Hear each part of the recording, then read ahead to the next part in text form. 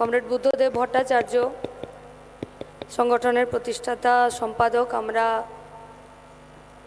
তার বাড়ি কাল গিয়েছিলাম এবং তার কাছ থেকে লড়াইয়ের উষ্ণতা নিয়েই ফিরেছি এবং যে বার্তাটা উনি ওনার স্ত্রী এবং ওনার মেয়ের মাধ্যমে আমাদের কাছে পাঠিয়েছেন, এটাই লড়াইয়ের ডাক, এটাই লড়াইয়ের কথা এবং এটাই ডিওয়াইএফআইকে সংজ্ঞায়িত উনি করেছেন।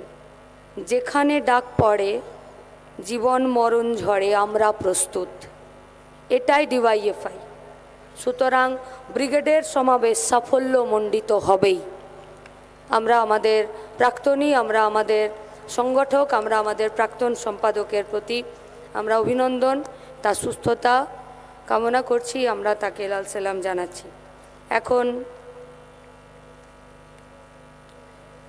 আমাদের সংবিধানের প্রস্তাবনা পাঠ আমাদের কমরেডরা নিশ্চিত।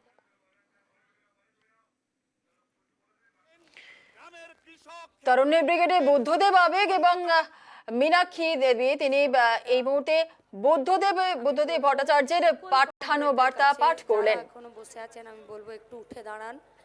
এই প্রস্তাবনা পাঠ দেশ বাঁচানোর